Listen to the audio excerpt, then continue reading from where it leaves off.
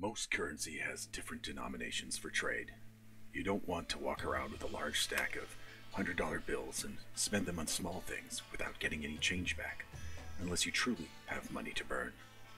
And even before fiat, when metals were traded as currency, there were different metals for different denominations of value.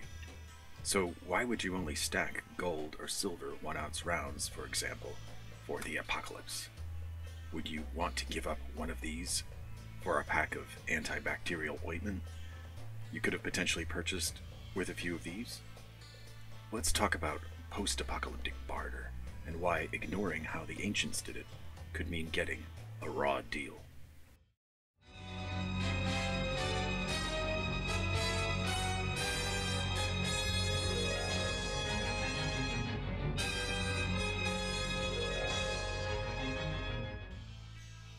Hello, fellow mutants. A natural tendency of most people is to stick with what you know. There are benefits to this. You can become knowledgeable about a given subject down to little details. You can avoid uncertainty involved in going outside your comfort zone. But there is a downside to this when it comes to hyper-focusing on one type of post-apocalyptic prep over all others. The obvious example is, of course, stacking only silver while not having any supplies of food, water, or self-defense armaments when societal collapse hits. It's fine in society today to be the silver guy, or the copper guy for that matter, since most of us right now don't count on precious metals as a currency for our long-term survival. But if your stack is all you have, wouldn't you want to make sure you maximize your ability to take it as far as possible? Imagine this scenario. You walk up to a vendor of a single thing on the side of a dusty road in West Texas. That vendor has collected prickly pear fruits from a secret or protected location in the area. You need some, but not too many. If you eat too much prickly pear, you may experience side effects related to excessive fiber consumption. These include diarrhea, indigestion, bloating, or nausea. You don't want that, so you need a small basket, and the selection is poor anyway. But being Mr. Silver Stacker, you only have a tube of 1-ounce silver rounds for trade. In fact, you have a big stack stashed away.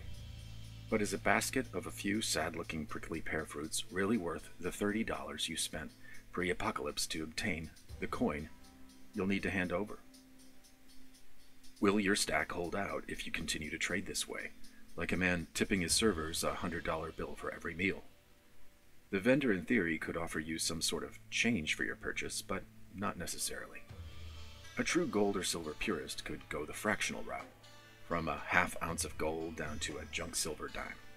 But a fractional bullion round, or bar, does not usually give you the best bang for your buck. In fact, they can be very costly over time versus just saving up for a 1-ounce gold coin, for example.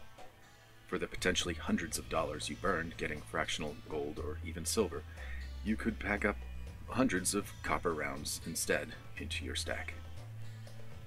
Even fractional copper rounds can surprisingly be found selling for more than their larger 1-ounce counterparts.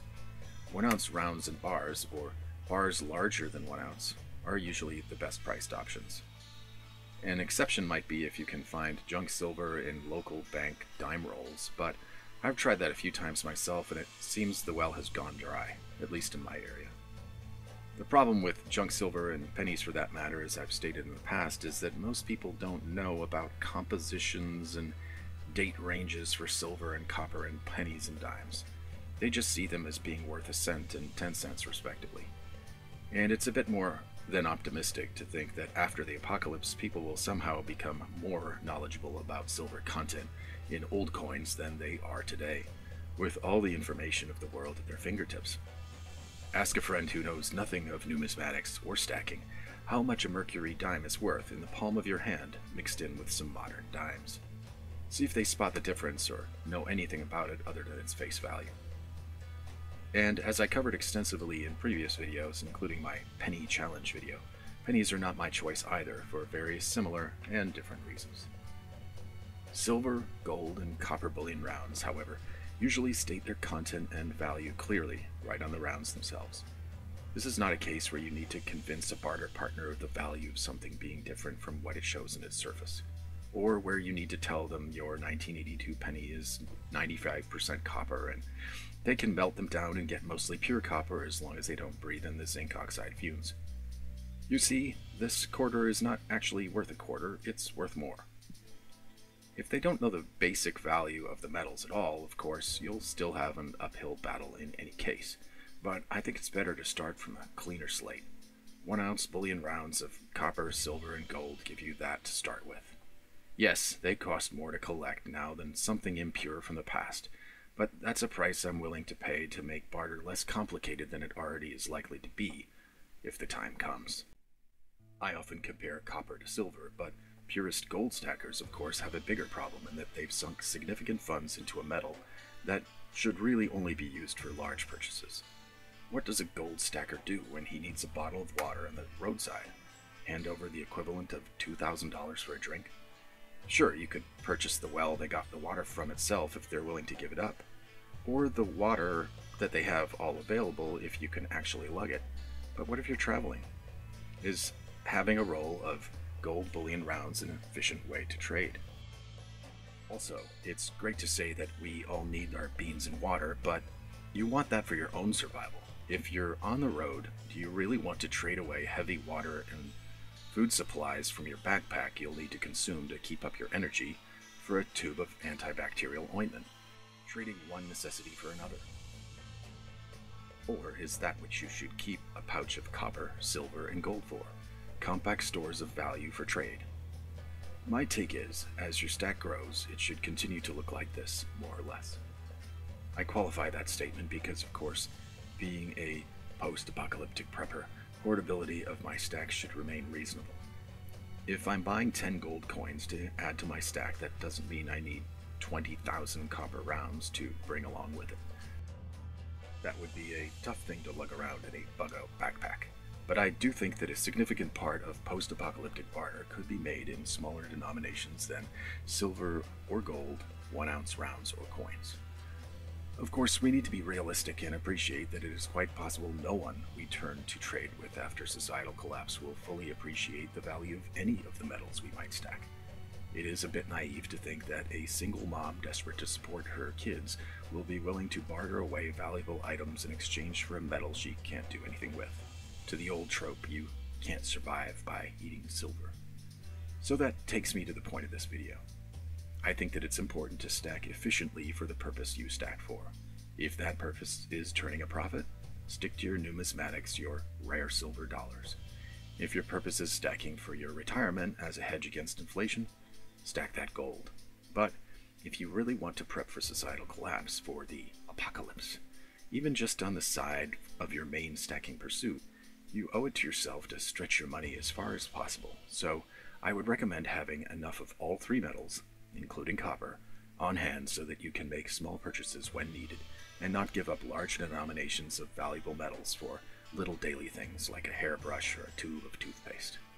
Of course, all of this should be on top of having the basics for survival: water, beans, bandages, freedom seeds. Keeping in mind that one can only carry so many cans of Beanie Weenie for trade in the backpack, and you're likely to run out of or forget to pack something in that backpack. That's where some copper rounds can come in handy. You could make your small denominations in your stack fun and attractive copper to own, like my 5-ounce Copper Mutant bars, or just stick to tubes of inexpensive 1-ounce pure copper bullion rounds that clearly state their value, like some of those Liberty Copper offers for $1.40 a round if purchased in quantities of 100, for example. I think it's worth $150 to have a little flexibility in your stack. That means you won't have to give up that Silver Eagle you purchased for $70 plus shipping from the US Mint in 2023 just to get a sad-looking basket of prickly pear fruits after the apocalypse. I think it's worth it to be able to pay for the small things with a few copper rounds, just as most ancient cultures had a place for copper, silver, and gold in a hierarchy when they were used side by side as a currency. Why shortchange yourself by only stacking the equivalent of $100 bills? Well, that's all I have for today. Please let me know your thoughts in a comment or drop a like if you enjoyed this video. Until next time, it's Copper Mutant, signing out.